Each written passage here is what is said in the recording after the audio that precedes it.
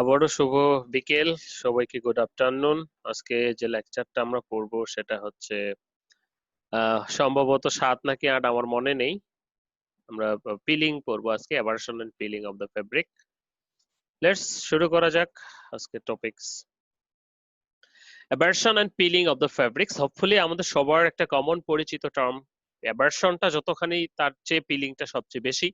যে আমরা বিশেষ করে ফ্যাক্টরিতে যারা ফ্যাক্টরি ম্যান আছে এবং আমরা যারা ইউজার আছি, কনজিউমার আছি, যারা যখন শীতকালে ওই যে বড় ফুল হাতা হাফ শার্ট কিনি, টি শার্ট কিনি, তো তখন যেটা হয় যে আমাদের গায়ে আসলে গুটি গুটি সৃষ্টি হয়, হ্যাঁ, গুটি গুটি ফাইবার সারফেসে ভেসে ওঠে, যেটা আসলে অস্বস্তিকর বলে মনে হয়। তো একজন টেক্সটাইল ইঞ্জিনিয়ার হিসেবে তোমার এই অস্বস্তিটা নিরাকরণ করার দায়িত্ব। তো তাহলে সেটা নিরাকরণ করতে গেলে আমাদের কেন হয়, কি জন্য হয়, কোথায় অ্যাকচুয়ালি সমস্যাটা, সেগুলো সম্পর্কে জানতে হবে। So let's start about the abrasion and pilling. তো আমরা যদি বলি অ্যাবারশন এন্ড পিলিং আসলে কি একই জিনিস নাকি আলাদা জিনিস নাকি একটা আরেকটার সাথে রিলেটেড?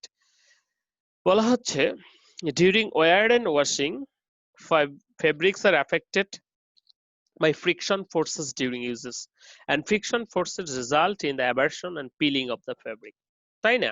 আমরা যখন কাপড় পরিধান করছি তখন আমাদের চলতে ফিরতে, কাপড় ওয়াশ করতে সব সময় আমাদের বডির সাথে বাইরের কোনো ম্যাটেরিয়ালের সাথে আমাদের ফেব্রিক্স এর কিন্তু ঘর্ষণ হচ্ছেই, প্রতিনিয়ত হচ্ছে। তাহলে এই ঘর্ষণের ফলে ফেব্রিকের কিছু ড্যামেজ হয়।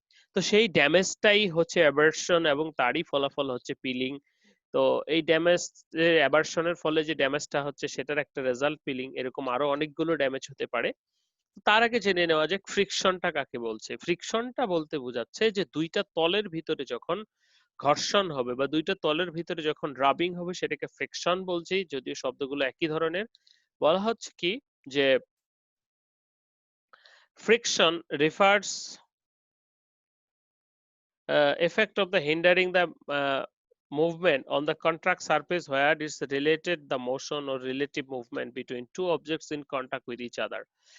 The friction can be divided in sliding friction and rolling friction. দেখো এই যে ঘর্ষণ ছাড়া দুটো বস্তুর দুটো তলের ভিতরে সাধারণত ঘর্ষণটা হয়, এই ঘর্ষণ ছাড়া কিন্তু আমরাও হাঁটতে পারতাম না। ধরে নাও তো আমাদের পায়ে বা পৃথিবীতে কোনো ঘর্ষণ নেই, তাহলে কি হতো? তাহলে তো আমরা হাঁটতেই পারতাম না, তাই না? তো এই যে দুটো বস্তুর ভিতরে যে ঘর্ষণটা হচ্ছে বা ফ্রিকশনটা হচ্ছে, সেটার কারণেই আসলে ফেব্রিকের কিছু ড্যামেজ হচ্ছে, সেগুলো সম্পর্কে আমরা জানবো।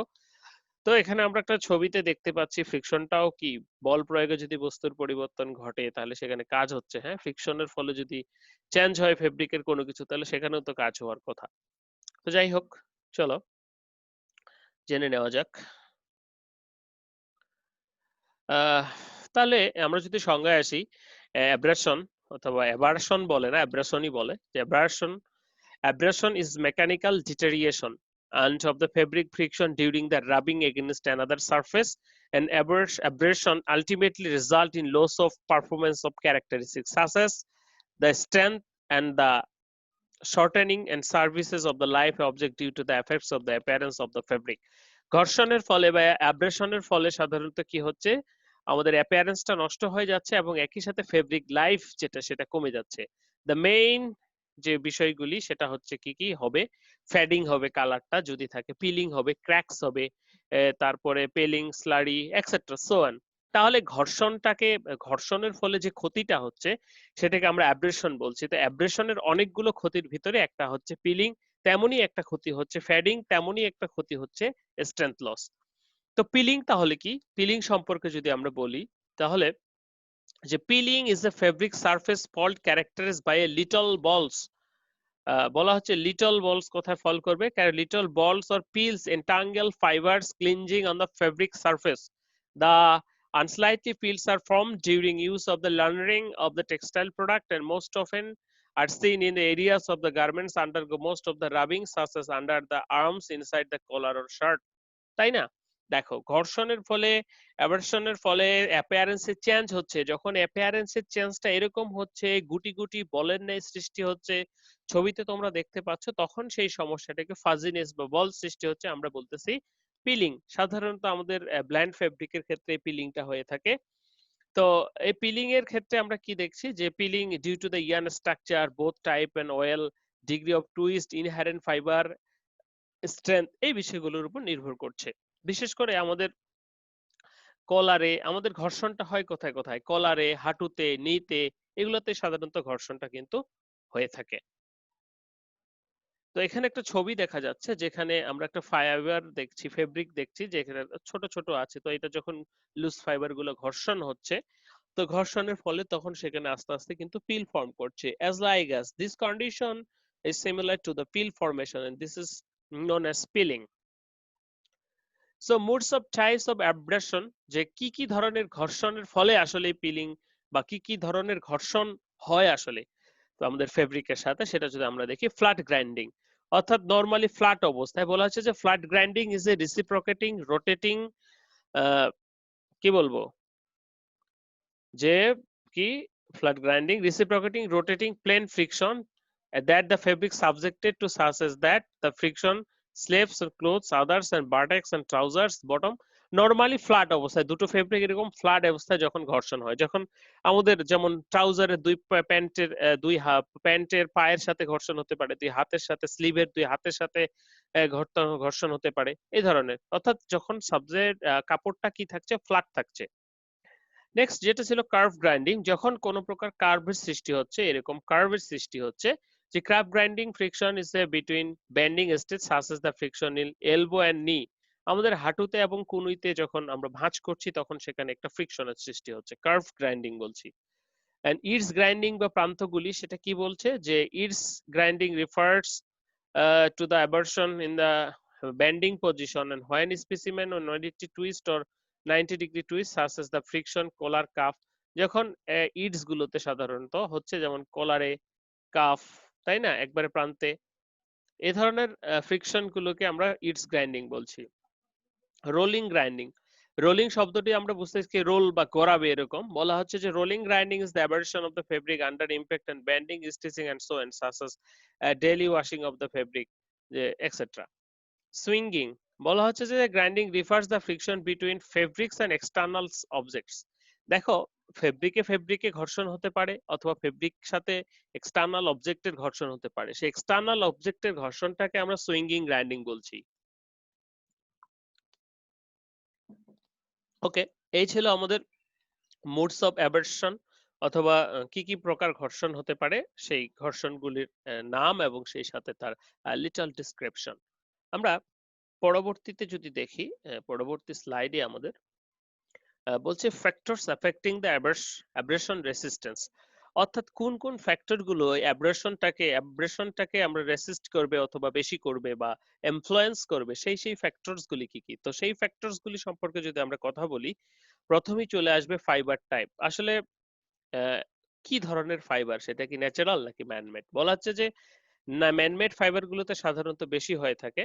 বলা হচ্ছে যে nylon is generally considered the best abrasion resistance and polyester and polyamide আর also have good abrasion resistance. Blending with either nylon or polyester with wool and cotton, মাইক্রোফোনটা একটু অফ করো, found to increase that the abrasion resistance. Viscose and acetate have the lowest.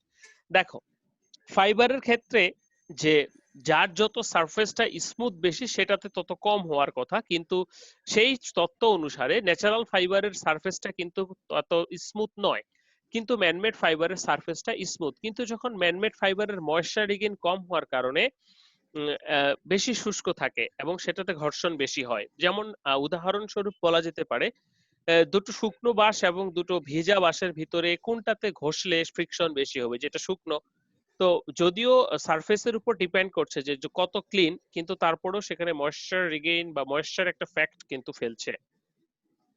Fibre type, so তারপরে যদি আমরা বলি fibre properties, যে এটার কি ধরনের ফাইবার, যেটা কি লঙ্গার ফাইবার নাকি শর্টার ফাইবার। যত শর্টার ফাইবার হবে সেখানে অ্যাবারশনটা তত বেশি হবে, আরো ছোট ছোট ফাইবার গুলো বাইরে বেরিয়ে থাকবে, ঠিক আছে। ওকে, তারপর ইয়ার্ন টুইস্ট, আমরা যদি ইয়ার্ন টুইস্টটা একটা ম্যাক্সিমাম মিনিমাম লেভেলে না দেই, সেই ক্ষেত্রে ইয়ার্ন ফরমেশন করতে পারে, বিশেষ করে যে যদি লুজলি টাইটেন হয়ে থাকে, নিটেড হয়ে থাকে, সেখান থেকে কি চারপাশে যেগুলো থাকবে সেখান থেকে আমাদের ইয়েটা হবে, ফর্ম করবে টুইস্ট ইয়েতে, অর্থাৎ শর্ট ফাইবার গুলো থেকে আমাদের ইয়েটা ফর্ম করবে। হ্যাঁ, মনিরুল ইসলাম বলতে পারো ফেব্রিক স্ট্রাকচার। একই সাথে ফেব্রিক স্ট্রাকচারটাও কিন্তু ডিপেন্ড করছে যে কোন ফেব্রিক স্ট্রাকচারটা কতটুকু প্লেন, সেটার উপর ডিপেন্ড করছে যে যেই ফ্যাব্রিক স্ট্রাকচারটা যত এবড়ো থেবড়ো সেখানে কি তত বেশি ঘর্ষণ হবে, সেটাই স্বাভাবিক। যেমন ডেনিমের ক্ষেত্রে এবং যদি সিঙ্গেল জার্সির ক্ষেত্রে বলি, বা ডেনিমের ক্ষেত্রে অথবা প্লেন ওয়ান ওয়ান উইভের ক্ষেত্রে বলি। ওকে, নাও আমাদের পরবর্তী স্লাইডে একটু ইয়েটা অফ করে রাখো, কার জানি বাজতেছে। Okay, judgement of the abrasion resistance কিভাবে আমরা করতে পারি জাজমেন্ট, যে কি কি হলো আসলে চেঞ্জ গুলি, সেটা হচ্ছে in point method, mass loss method এবং অ্যাপিয়ারেন্স চেঞ্জ মেথড। তো ইন পয়েন্ট মেথড কি, এট দ্য লাইফ টাইমে যে দেখো, when two yarns of different direction woven and fabrics are broken and the yarn and knitted fabric কে এটা, আমি আসলে বুঝতে পারছি না কার এটা ইয়ে করছে, প্লিজ একটু মিউট করেন। মনিরুল ইসলাম, ওকে, আমি mute video plus audio. Okay okay okay, আমি মিউট করে দিয়েছি মনিরুলকে। Okay, done. Okay, so end point method, mass loss method, দেখো অ্যাব্রেশনের ফলে আমার ফেব্রিকটা কি ছিঁড়ে যাবে, বলা হচ্ছে যে in point method when two yarns of different direction of woven fabric are broken and one yarn is knitted, is fabric is broken, then hole that is not less than 0.5 appears in the non-wovens and then, অর্থাৎ বলা হচ্ছে যে কত দিন পরে ছিঁড়ে যাচ্ছে ইউজের উপর, যে এতদিন ইউজ করার পর ছিঁড়ে গেল সেটার উপর, যে এটা কত বেশি টেকসই হলো কি হলো না সেটার উপর কিন্তু ইন্ড পয়েন্ট মেথডটা অ্যানালাইসিস করা হয়। দ্বিতীয়ত মাস লস মেথড, যে ঘর্ষণের ফলে আমার কি পরিমাণ ওজন লস হলো সেটার উপর অ্যানালাইসিস করা হয়। তৃতীয়টা হচ্ছে যে অ্যাপিয়ারেন্স চেঞ্জ মেথড, এটাই আমাদের সবচেয়ে বেশি ট্রাই করা হয়, যেটাকে যে অ্যাপিয়ারেন্সটা কিরকম হচ্ছে, ঘর্ষণের ফলে অ্যাপিয়ারেন্সটা কিরকম হচ্ছে, এটা কি আগের মতোই থাকছে নাকি পিল ফর্ম করছে। তো এই স্ট্যান্ডার্ডাইজেশন কিছু মেথড রয়েছে যেটার মাধ্যমে আমরা স্ট্যান্ডার্ড এর সাথে মিলিয়ে অ্যাপিয়ারেন্সটা দেখি এবং তারপর গ্রেডিং করি যে 1 2 3 4 5 যে কোনটার সাথে মেলে এবং তত গ্রেডিং হবে। ওকে, এখন একটু আসি অ্যাবারশন টেস্ট ইনস্ট্রুমেন্টের ক্ষেত্রে, যেগুলো আমরা ইনস্ট্রুমেন্ট ইউজ করব সেটার ক্ষেত্রে। প্রথমত যদি বলি মার্টেনডাইন অ্যাবারশন টেস্টার, এটা আমরা সবাই জানি মার্টেনডাইন অ্যাবারশন টেস্টার। তারপরে হয়েছে ওসিলেটরি বা ওজেনবার্গ অ্যাবারশন টেস্টার। তারপরে রয়েছে universal wear tester, Taber abrasion tester, ATC oscillator. Okay, তো এই অনেকগুলো মেশিনের ভিতরে আইসিআই পিলিং বক্স রয়েছে পিলিং এর জন্য। আমরা মার্টেনডাইন পিলিং টেস্টারটা দেখবো। তো মার্টেনডাইন পিলিং টেস্টারে যাওয়ার আগে তোমাদেরকে একটু স্মরণ করাতে চাই, তোমরা সবাই হয়তো জাতা দেখেছো। তো জাতায় কি করা হতো আগে, যে উপরে একটা পাথর থাকতো নিচে একটা পাথর থাকতো, উপরেরটাকে মুভ করিয়ে নিচের কালাই ডাল বা এগুলোকে ভাঙা হতো। তো আমার যে অ্যাবারশন পিলিং টেস্টারটা সেটাও ঠিক একই রকম, তোমরা এখানে ছবিতে দেখতে পাচ্ছ যে অনেকগুলো প্লেট রয়েছে। এবার অ্যাবারেন্ট অর্থাৎ যেটার উপর ঘর্ষণ করা হবে এইখানে স্যাম্পলটা লাগানো থাকে, জাতার মতো ঘোরানো হয়। সেটা হতে পারে 5000 সাইকেল, সেটা হতে পারে 10,000 সাইকেল, 3000 সাইকেল।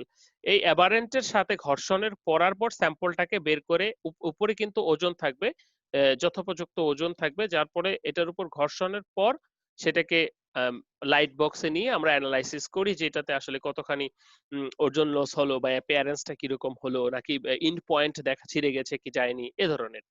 তো মার্টেনডাইন পিলিংটা এই জাতার ন্যায় কাজ করে। So Martindale pilling abrasion tester কি বলা আছে, to determine the abrasion on pilling resistance all kind of textile surface are rubbed against known as aversive in pressure and continuously direction. Okay, description of the machine এ চলে যাই। description of the machine কি বলছে, যে the apparatus gives a control amount of aversion and surface aversion give and low pressure into a circular specimen or aberrant under known pressure. এই যে এখানে প্রেসারটা known আছে এবং এখানে একটা সার্কুলার অ্যাব্রান্টের উপর এই স্যাম্পলটাকে কি করা হয়, ঘর্ষণ করা হয়। The aberration give the motion that is resultant of two sample harmonic motion at right angles one another. Okay, and then the fabric is aberrated against the standard fabric called aberrant, and the aberration resistance is estimated by the visual appearance of loss of mass of the specimens. আমরা visually দেখতে পারি অথবা কতটুকু ওজন loss হলো সেটার উপর দেখতে পারি, কারণ যখন আমরা এই স্যাম্পলটা কেটে নিব তখন সেটার ওজনটা করে রাখবো আমরা। ওকে, এছাড়াও আমরা স্ট্রেংথ টেস্ট করতে পারি, যে স্ট্রেংথটা অ্যাবারশনের আগে কিরকম ছিল পরে কিরকম হচ্ছে সেটা দিয়েও কিন্তু মেজার করা যেতে পারে। তো main parts of the machine যদি আমরা বলি, এই যে আমাদের যে জাতাটা রয়েছে সেটার নিচের পার্টটা আমরা একটু দেখবো, যে এখানে কি রয়েছে, একটা অ্যাবারেন্ট অর্থাৎ অ্যাবারেন্ট অ্যাবারড্যান্ট অর্থাৎ যেটার সাথে ঘর্ষণ হবে ওকে স্যাম্পলটার সেটা তার নিচে একটা ব্যাকিং ফোম বা ব্যাকিং ক্লথ দিয়ে দেওয়া হয়। তারপর উপরে আমাদের স্যাম্পল হোল্ডারটা রয়েছে। এই স্যাম্পল হোল্ডারটা কিরকম, অনেকটা টিউবওয়েল আছে না, টিউবওয়েলের যেটা পানি তোলে বাকেটটা ঠিক বাকেটটার মতো। তো অনেকে হয়তো জেনে থাকবে। তো এইখানে কি থাকে, বাইরে দিয়ে স্যাম্পলটা থাকে, তারপরে সেখানে ব্যাকিং ফোম দেওয়া থাকে, তারপর স্যাম্পল হোল্ডারটা লাগিয়ে দেওয়া হয় এবং স্প্যান্ডেলের সাহায্যে উপরে লোড দেওয়া হয় 12 কিলো প্যাসকেল অথবা 9 কিলো প্যাসকেল এবং উপরে টপ প্লেট রয়েছে। তাহলে এখন যাতার মতো তখন এখানে একটা নির্দিষ্ট মুভমেন্টে অবস্থানে সেটা রাউন্ড করে। ওকে, সো কি কি লাগবে, জিএসএম কার্টা, digital balance, definitely testing atmosphere আমরা জানি ওটার আমাদের যেটা স্ট্যান্ডার্ড অ্যাটমসফিয়ার। মেথড কি, 4 স্পেসিমেন অফ 38 সেন্টিমিটার, সাধারণত তুমি বড় নিতে পারো ছোট নিতে পারো। Diameter cut by using a operator appropriate cutter and then the method is spin holder and circle and from the backing behind the fabric and specimen placed. এবং তারপর কি, টেস্ট স্পেসিমেন হোল্ডার আর placed on the abradant and spindle is insert through the top of the plate and carried weight and place on top of this. Very simple working procedure. এখানে set করে আমরা কি করছি, মেশিনে লাগাচ্ছি এবং এখানে অপারেশন করলে সেটা ঘোরা শুরু করছে একটা সার্টেন প্লেট পর্যন্ত। ওকে, অ্যাসেসমেন্টটা আমরা দেখবো। অ্যাসেসমেন্টটা আমরা hole broken ends in point প্রথমে দেখবো যে কোনো হয়েছে কিনা, এরকম কোনো ছিদ্র হয়েছে কিনা, ভেঙেছে কিনা এরকম। তারপর সেটা টেনজাইল ব্রাস্টিং স্ট্রেন্থ টেস্ট করতে পারি এবং একই সাথে সেটার লাস্টার এয়ার পারমিলিটি টেস্ট করতে পারি এবং সর্বশেষ যেটা আমরা সেটার হচ্ছে অ্যাপিয়ারেন্সটা দেখবো। ওকে, তো এখানে যদি আমরা অ্যাবারশন রেসিস্ট্যান্সটা এভাবে বের করি থাকি যে ওয়েট লসের উপর বেস করে, তাহলে দেখি যে নাম্বার অফ সাইকেল কতগুলো, স্যাম্পল ওয়েট আগে কত ছিল পরে কত ছিল, ওয়েট লস কতটুকু হলো, সেটার ওয়্যার ইন্ডেক্স আমরা বের করতেছি যে number of cycle weight loss গুণন 1000। ওয়্যার ইন্ডেক্সের উপর বেস করে আমরা যেমন 200 সাইকেল বলতে পারি এরকম, তাহলে সেটা দিয়েও আমরা বুঝতে পারি যে আমার স্যাম্পলটা কিরকম হয়েছে। ওকে, তারপর factor consider for aversion test, condition of the specimen, শুকনা নাকি ভেজা, choice of the testing instrument, কতটুকু ওজন, কোনটা অ্যাব্রান্ট কি দিব যেটার সাথে ঘষা হবে সেটা কি, choice of the abrasive motion, abrasive material, choice of the abradant যেটার সাথে ঘষবো, এই বিষয়গুলো চলে আসছে। বেকিং স্পেসিমেনটা কি হচ্ছে, স্যাম্পলের পিছনে যদি কাট দেই আর একটা যদি ফোম দেই তাহলে কিন্তু দুটো দুই রকম হিসাব হচ্ছে। Cleanness of the specimen of the instrument, tension of the specimen, pressure, in point of the test etcetera. Factors responsible for peeling, কোন কোন ফ্যাক্টর গুলো, প্রথমে যদি আসি ফাইবারের ক্ষেত্রে যে morphological structure, chemical structure. Morphological স্ট্রাকচারের ক্ষেত্রে সিলিন্ডারিক্যাল যখন কর্স আসলে যখন শেপটা যত এবড়ো থেবড়ো হবে পিলিংটা তত বেশি ফর্ম হবে। যেহেতু ন্যাচারাল ফাইবার গুলো সাধারণত এতটা ক্লিন নয় বা এতটা সার্কুল সিলিন্ডারিক্যাল নয়। কেমিক্যাল স্ট্রাকচার রয়েছে যে কেমিক্যালি সেটা কি ন্যাচারাল নাকি সিনথেটিক ফাইবার, অর্থাৎ সেটা সেলুলোজিক নাকি অন্য কোনো কিছু, হাইড্রোফিলিক নাকি হাইড্রোফোবিক। তো হাইড্রোফোবিক ফাইবারের ক্ষেত্রে এই সমস্যাটা সবচেয়ে বেশি হয়। ফাইবার স্ট্রাকচার রয়েছে, ফাইবার লেন্থ রয়েছে, যত ছোট ফাইবার হবে স্ট্যাপল লেন্থে তত সমস্যা, কারণ ছোট ছোট জয়েন্ট থাকবে, সেখানে একটা কোহেশন থাকবে, সেখানে ছোট ছোট ফাইবার গুলো বাইরে বেরিয়ে যাওয়ার সম্ভাবনা থাকে। ফাইবার ফাইননেস বলা হচ্ছে gives less resistance to the distortion and length, higher tendency to pill. যে ফাইবার যত বড় হবে এই সমস্যাটা তত কম হবে, কিন্তু যত ছোট হবে তত এই সমস্যাটা বেশি হবে। স্ট্যান্ড এক্সটেন্টেবিলিটি রয়েছে, ইয়ান ক্যারেক্টারিস্টিক্স এর মধ্যে রয়েছে কাউন্ট, কত কাউন্টের ফাইনাল নাকি কোর্সার, টুইস্ট, এটাকে টুইস্ট কম দেওয়া হচ্ছে নাকি বেশি, বেশি দিলে সমস্যা আবার কম দিলেও সমস্যা। কম দিলে যেটা হবে সেটা কি, যে বেশি ফর্ম করবে। প্লাইং, কত প্লাই আছে, সিঙ্গেলের ক্ষেত্রে সাধারণত হয় না, প্লাইড ইয়ানের ক্ষেত্রে সাধারণত হয়। রেগুলারিটি অফ দ্য ইয়ার্ন, যে রেগুলার এটা কি ইভেন নাকি আনইভেন, থিক থিন আছে কিনা ইয়ানের ভিতরে। তারপর রয়েছে হেয়ারিনেস, যে এটার হেয়ারিনেস শো করছে নাকি করে না সেটার উপর ডিপেন্ড করছে। ফাইবারের হেয়ারিনেস আছে কিনা ইয়ানে, শর্ট ফাইবার আছে কিনা সেটার উপর। এবং একই সাথে ফেব্রিক ক্যারেক্টারিস্টিক্স, এটা কোন ওয়েব হচ্ছে, এটা কি ওয়ান ওয়ান প্লেইভ হচ্ছে নাকি ডেনিম হচ্ছে নাকি টুইল হচ্ছে। যত বেশি বাইরের সার্ফেসটা এবড়ো থেবড়ো বা এবার থাকবে সেটাতে তত বেশি ঘর্ষণ হবে। নিটিং, হ্যাঁ নিটিংটা কিরকম হচ্ছে, ইনসার্শন লুমের ক্ষেত্রে, ইনস এন্ড পিক্স কতগুলো থাকছে, ওয়াশ এন্ড কেয়ার কিভাবে ধোয়া হচ্ছে, এন্ড ফ্রিকশনাল অর অ্যাভার্সিভ ফোর্স সেটা কতখানি কাজ করছে, এই সবগুলো বিষয় আসলে সেখানে কাজ করছে। ওকে, এরপরে আমরা চলে যাব অ্যাবাউট পিলিং এ। তো পিলিংটা আমাদের কি, যে ICI pilling box, random tumbling pilling test and pilling test by Martindale, abrasion tester, তিনটা মেথড রয়েছে আমাদের। অ্যাবারশন টেস্টারের মাধ্যমে তো আমরা দেখেই ফেলেছি প্রথমে।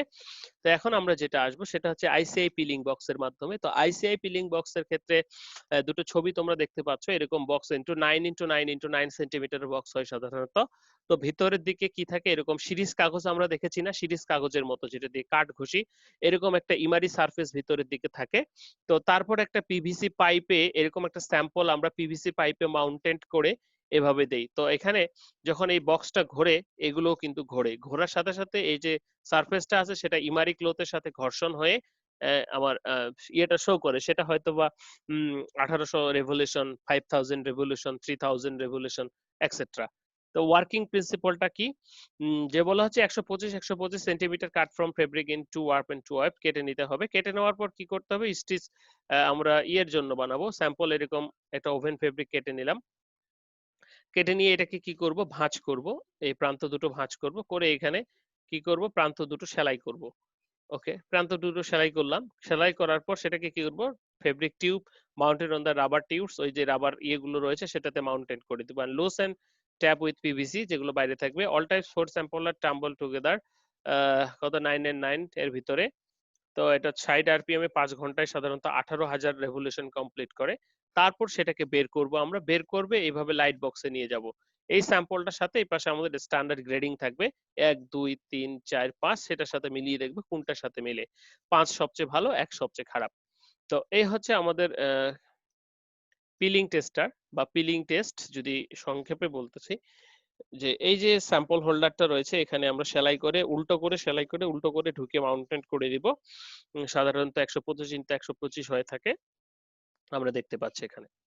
ওকে, তারপরে আরো কিছু টেস্টার রয়েছে আমাদের, যেটা র্যান্ডম টাম্বলিং টেস্টার বা পিলিং টেস্টার আমরা বলে থাকি। তো র্যান্ডম টাম্বলিং টেস্টার বা পিলিং টেস্টার, আমরা হয়তো সবার মনে পড়বে যে ডাল ঘুটনি আগে কিরকম ছিল, প্রথমের দিকে যে একটা বাঁশের তৈরি ছিল, বা এখানে যেটা দেখা যাচ্ছে, বা ধরে নিলাম ডাল ঘুটনি যে একটা তার আছে শুধু। তো তখন এই ডাল ঘুটনিটা কি ঘুটামারি ডালে, তো ডালটা তখন ভেঙে যায় চারিদিকে। তো এই র্যান্ডম টাম্বলিং পিলিং টেস্টারটা অনেকটাই এরকম, যে এখানে র্যান্ডম টাম্বলিং পিলিং টেস্টারে আমার কি থাকছে, যে এই যে ইমারি সারফেসটা ভিতরের দিকে থাকছে, এবং এখানে একটা ওই ডাল ঘুটনির মতো দুটো এই কাটা দিয়ে আমরা কি করছি, স্যাম্পলটাকে এখানে ঘোরাচ্ছি। তো এই কাটাটা যখন ঘুরছে, স্যাম্পলটা তার ভিতরে অবস্থান করে চলে, সেটাও কিন্তু ঘুরছে। So random tumbling motion produced by tumbling a specimen cylindrical test lined with the mildy aberration material and resemble the peels of this actual wire and some of the 40 their specimen 105 কেটে নেওয়া হয় and cut an angle 45 angle and insert the sealed with the rubber adhesive and this মানে যেন খুলে না যায়, হ্যাঁ, sample along with the cotton lint and tumble in the test chamber. After certain times of the fabric sample are assessed and the number and the tinting of the cycles depends on the type of the fabric being tested and would be the laid down and relevant specification. Okay, এবার আমরা বুঝলাম যে কিভাবে tumble করা হয়, sorry peeling test করা হয়। Peeling test করার পর আমরা সেটাকে অ্যাসেস করে রেজাল্ট দিয়ে দিলাম, কিন্তু কথা সেখানে নয়। কথা হচ্ছে এটাকে কিভাবে কমাবো পিলিংটাকে আমরা। তো পিলিংটা কমানোর জন্য আমাদের কিছু মেথডস রয়েছে। সেটা হচ্ছে যেমন by using the twisted high twisted yarn, যে আমরা যদি বেশি টুইস্ট দেই তাহলে আমাদের সারফেসের যে এবড়ো থেবড়ো ভাবটা সেটা কমে যাবে। বা তোমরা নর্মালি দড়িতে যদি টুইস্ট দিয়ে থাকো কখনো, তাহলে দেখবা যে যখন আমাদের কম টুইস্ট থাকে তখন সেটা কি একটু ইয়ে থাকে, খোলা খোলা ভাব থাকে, যে এরকম থাকলে একটু খোলা খোলা ভাব, একটু লুজ লুজ ভাব। তো সেই ক্ষেত্রে পিলিংটা আসলে বেশি ফর্ম করে। যখন আমরা এখানে টুইস্টটা বাড়িয়ে দিব তখন সেই পিলিংটা হবে না। Next, the brushing and cropping of the fabric surface of the loose fibre ends, যে আমাদের ফেব্রিকের উপরে যখন এই ধরনের ছোট ছোট ছোট ছোট ছোট ছোট বল সৃষ্টি হবে, তো এটাকে আমরা ক্রপিং করতে পারি বা ব্রাশিং করতে পারি, অথবা ব্রাশ দিয়ে ঘষে উঠে যেতে পারে, অথবা যদি ব্লেড দিয়ে টানি দাড়ি সেভ করার মতো সেই ক্ষেত্রে কেটে যেতে পারে, সেটাকে আমরা ক্রপিং বলছি।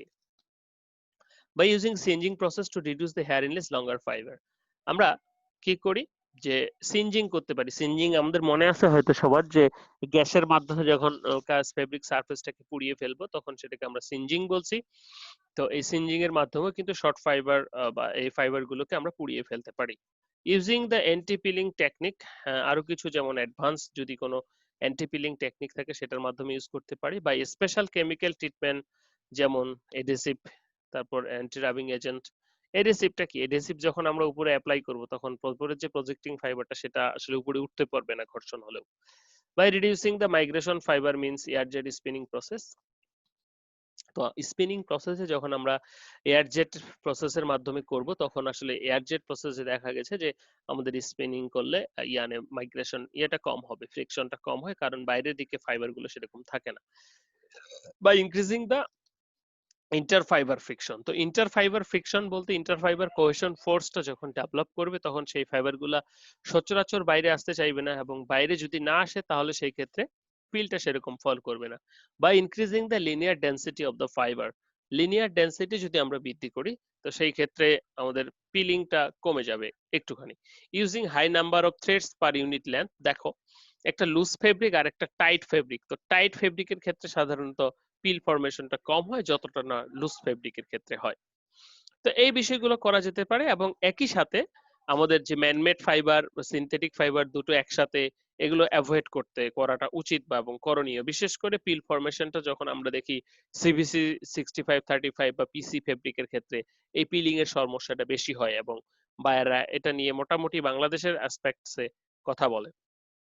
ওকে, how to prevent pills on cloth in laundry rooms. আমরা আমাদের শুধুমাত্র বায়ারকে দিব সেজন্য নয়, আমাদের প্রতিদিন ডেলি ইউজের জন্য আমরা যখন ইউজ করে থাকি তখনও কিন্তু আমাদের এগুলোকে প্রিভেন্ট করতে হবে। একটা জিনিস সবসময় আমাদেরকে মনে রাখতে হবে, পিলিং রিমুভ করতে গেলে বা পিলিং মিনিমাইজ করতে গেলে আমাদের যত ঘর্ষণ মিনিমাইজ করব, ফ্রিকশন মিনিমাইজ করব, তত পিলিং হবে না। এটা আমাদের মাথায় রাখতে হবে প্রথমত। দ্বিতীয়ত বলা হচ্ছে যে for clothes that suspect oil and use gentle cycle। আমরা যখন কাপড় ধুই, হ্যাঁ, বিশেষ করে যারা গ্রামে ধুই এবং যারা মেশিনে ধুই, প্রথমত যারা মেশিনে ধুই তারা কি করি যে এমন সার্কেল দেই যে অনেক দ্রুত আমরা মেশিনে, তো যার কারণে ফেব্রিক একবার এদিকে যায় একবার এদিকে যায়, তো দ্রুত হওয়ার কারণে সেখানে মেশিনের সাথে ঘর্ষণ সৃষ্টি হয়। তো সেই কারণে একটা জেন্টেল সাইকেল যদি আমরা দেই তো সেই ক্ষেত্রে এটা কিন্তু বেটার, একবার আস্তে আস্তে এদিকে যাবে আবার এদিকে আসবে। Okay, before washing turn the garments inside out. আমরা সাধারণত কাপড় ধোয়ার আগে উল্টিয়ে কাপড় ধুবো, অর্থাৎ ফেস সাইড যেটা বাইরে পড়ে থাকে সেটা ভিতরে দিব। তাহলে আমাদের ফ্রিকশনটা, যেহেতু ফেস সাইডের ফ্রিকশন বারবার বেশি হয়, উল্টিয়ে কাপড়টা ধুবো। এবং একই সাথে কাপড়টাকে আমরা শর্ট আউট করব, যে একই সাথে বিভিন্ন রকম কাপড় যেন ধোয়া না হয়ে যায়। একসাথে জিন্স ধুচ্ছি, তার সাথে সিঙ্গেল জার্সি ধুয়েছি, তাহলে কি এই কাপড়গুলোর ভিতরেও কিন্তু তখন ফ্রিকশন হবে এবং ফ্রিকশনের ফলে পিলটা ফর্ম করবে। ওকে, নেক্সট যদি আমরা বলি যে কাপড় মেশিনে যদি আমরা ওভারলোড করি, তো এই ওভারলোড করলেও কিন্তু আমাদের এই সমস্যাটা সৃষ্টি হচ্ছে। ওকে, একই সাথে আমরা যখন শার্প ইয়ে ইউজ করছি, অর্থাৎ ক্লিনার্স ইউজ করছি, সেই ক্ষেত্রে কিন্তু এই সমস্যাটা হচ্ছে। যেমন কিন্তু সেটা এনজাইম ইউজ করলে কিন্তু সেটা চলে যায়। আমরা বায়ো ফিনিশিং এর নাম শুনেছি এবং পড়েছি সম্ভবত, যে বায়ো ফিনিশিং হচ্ছে একটা এমন প্রসিডিউর যেটা এনজাইমের মাধ্যমে আমরা কি করছি, ফেব্রিকের পিলটা খেয়ে ফেলতেছে, বা সাবজেক্ট প্রজেক্টিং যে ফাইবারটা আছে সেটাকে খেয়ে ফেলতেছে। ওকে, কমার্শিয়াল সফেনার, বিশেষ করে হার্ড গ্রেডের সফেনার ইউজ করা যাবে না। ক্লোথ ড্রায়ার আমরা কি করি, ওই তোমরা হয়তো লক্ষ্য করলে দেখবা যখন আমাদের ফেব্রিকের জিএসএম কম হয় তখন আমরা প্রচুর পরিমাণে টাম্বল করি, তাই না? তো এই টাম্বল করলে কিন্তু ফেব্রিকে পিলিং সৃষ্টি হবে, অর্থাৎ ফেব্রিক সারফেসটা কিন্তু লক্ষ্য করলে দেখবা যারা ফ্যাক্টরিতে আছো যে ক্লিন থাকে না, ঠিক আছে, সেখানে হেয়ারি সাবস্টেন্স দেখা যায়। তো এই যে অ্যাভয়েড ড্রায়ার বা টাম্বল ড্রায়ার এগুলো অ্যাভয়েড করতে হবে সারফেসের জন্য। Okay, now how to select the clothes that will not pill. একজন টেক্সটাইল ইঞ্জিনিয়ার হিসেবে তো আমাদের জানাই উচিত, বলতেই পারে বন্ধু বান্ধবরা যে চলো একটা শার্ট কিনে দাও যেটার পিল ফরমেশন করবে না, হ্যাঁ। তো এই ক্ষেত্রে আমাদের যেটা টেকনিক হচ্ছে সেটা সব সময় যেটা হচ্ছে যে ব্ল্যান্ডস ফেব্রিক গুলো অ্যাভয়েড করতে হবে, যে knitted or oven fabric that combine different types of threads specially.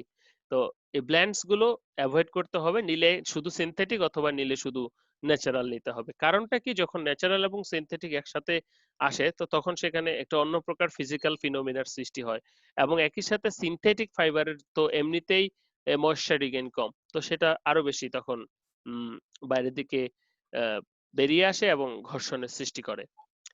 তো choose woven fabric over knit fabric, কারণ নিট ফেব্রিকের পিল বেশি ফর্ম করে, লক্ষ্য করলে তোমরা দেখবা আহ, যেমন পাইল ফেব্রিক, ভেলভেট বা ফ্লিস ফেব্রিক গুলো। ঠিক আছে, তো এই হচ্ছে দুটো উপদেশ ফেব্রিক কেনার ক্ষেত্রে, যেন পিল ফর্ম না করে।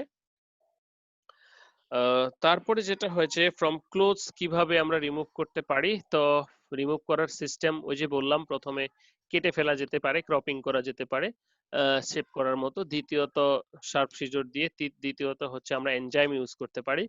এনজাইম ইউজ করলে বাইরের যে পিলিং ম্যাটেরিয়াল গুলো আছে সেগুলোকে খেয়ে ফেলবে। ওকে, তো এই আমাদের যে পিলিং এবং অ্যাব্রেশন টেস্টের জন্য আমাদের কিছু ইন্টারন্যাশনাল স্ট্যান্ডার্ড রয়েছে। যে ইন্টারন্যাশনাল স্ট্যান্ডার্ড গুলো আমেরিকান রয়েছে, আইএসও স্ট্যান্ডার্ড রয়েছে, যে স্ট্যান্ডার্ড গুলো মেনটেন করে আমরা কি করতে পারবো, আমাদের টেস্ট প্রসিডিউরটা করব। অর্থাৎ বায়াররাও যদি তোমাকে বলে তাহলে এরকমই কোনো টেস্ট প্রসিডিউর সম্পর্কে বলবে বা এই প্রসিডিউর অনুসারে করতে বলবে। তো এই ছিল আজকের আমাদের লেকচার। আমি একবার রিভিউ করে নিচ্ছি। প্রথম থেকে যদি আমি একবার রিভিউ করে নেই, সেটা হচ্ছে যে আজকের লেকচারটা ছিল আমাদের অ্যাবারশন অ্যান্ড পিলিং টেস্ট। তো অ্যাবারশন এবং পিলিং টেস্ট হয় কি জন্য, আমাদের সাধারণত আমরা জানি যে ফ্রিকশনের কারণে দুটো তলের ভিতরে, সেটা স্কিন এবং ফেব্রিকের বডির ভিতরে হতে পারে, অথবা যে কোনো কারণে সেখানে ফ্রিকশনের কারণে হয়ে থাকে। তাহলে অ্যাবারশন বা স্যার মিনিমাইজ করার একটাই উপায়, হ্যাঁ, সেটা হচ্ছে ফ্রিকশন কমানো। বলো। স্যার আজকের টপিকস কি এ পর্যন্ত পড়ানো শেষ? মানে আজান দিছে তো, তাহলে নামাজ পড়তে যাবো। হ্যাঁ হ্যাঁ, ইউ মে গো। ওকে, তারপরে হচ্ছে ওকে যে স্যার, থ্যাংক ইউ। অ্যাবারশন এবং পিলিং। তাহলে আমরা কাকে বলছি, যে অ্যাবারশনটা হচ্ছে যে যখন ঘর্ষণ হবে তখন সেটার ফলে কিছু ফেব্রিকের ড্যামেজ হবে, সেটা স্ট্রেংথ লস হবে, অ্যাপিয়ারেন্সটা নষ্ট হবে, তারপর পিল ফর্মেশন করবে এক্সেট্রা। তো তার ভিতরে যখন অ্যাপিয়ারেন্সটা নষ্ট হচ্ছে, সেই অ্যাপিয়ারেন্সের একটা পার্টই হচ্ছে পিলিং। যেরকম যখন গুটি গুটি হবে তখন সেটাকে আমরা পিলিং বলছি। তো এখানে আমরা সুন্দর করে ছবিতে দেখানোর চেষ্টা করেছি যে কিভাবে পিল ফর্মেশন হচ্ছে বা পিলিংটা হচ্ছে। ওকে, তারপরে আমরা যেটা দেখলাম যে মোড অফ অ্যাবারশন, যে flat grinding, craft grinding, it's grinding, roller grinding, অর্থাৎ গ্রাইন্ডিং ইয়েগুলো কখন হচ্ছে বা কিভাবে হচ্ছে। তারপর ফ্যাক্টরস অ্যাফেক্টিং দ্য অ্যাবারশন রেসিস্টেন্স, কোন কোন ফ্যাক্টর গুলো কাজ করছে, সেই ফ্যাক্টরস গুলি আমরা এখানে দেখতে পেলাম ফেব্রিক এই সব কিছু মিলে। জাজমেন্টাল মেথড সবচেয়ে বেশি যেটা করা হয়, অ্যাপিয়ারেন্স মেথডই করা হয়, মেথড লসও ও মাস লসওটা করা হয়ে থাকে। তারপরে যেটা অ্যাবারশন ইনস্ট্রুমেন্টের ক্ষেত্রে মার্টেন্ডেন অ্যাবারশন টেস্টার, তারপরে অ্যাসিলারেটর, অসিলারি পিলিং টেস্টার এক্সেট্রা। হোপফুলি সেটা সবাই বুঝেছে, এটা মার্টেন্ডেল পিলিং টেস্টার। যে এটার সাথে এখানে স্যাম্পলটা লাগিয়ে এটাকে সিম্পলি ঘর্ষণ করা হয়। তো উপরে 9 নিউটন অথবা 12 কিলো প্যাসকেল প্রেসার দেওয়া হয়, দিয়ে এটা ঘর্ষণ করা হয়। এটা সার্টেন টাইম সার্কুলেশনের পর সেটাকে বের করে আমরা করি। তো এটারই যে বর্ণনাটা, যে এটা কি ধরনের আসলে, সেই 12 কিলো প্যাসকেল অথবা 9 kilo pascal, spindle top, foam backing, sample holder, standard abradant etcetera. এটাই ছিল জিএসএম কাটার মেথড ছিল, টেস্ট করব। তারপরে এটার অ্যানালাইসিসটা এখানে আমি দেখানোর চেষ্টা করেছি। Remarks factors affecting the abrasion resistance কোনগুলো করে, একই সাথে yarn characteristics, fabric characteristics etcetera, measurement of pilling, pilling এর জন্য আইসিআই, পিলিং বক্স এক্সেট্রা আমরা দেখেছি, working procedure and random pilling tester. সর্বশেষ যেটা মিনিমাইজেশন এন্ড প্রিভেন্ট কিভাবে করা যায় লন্ড্রিতে, কিভাবে নট পিল হবে, এবং কিছু স্ট্যান্ডার্ড দিয়ে আজকের লেকচারটা আপাতত এই পর্যন্ত শেষ। তো এখন আমি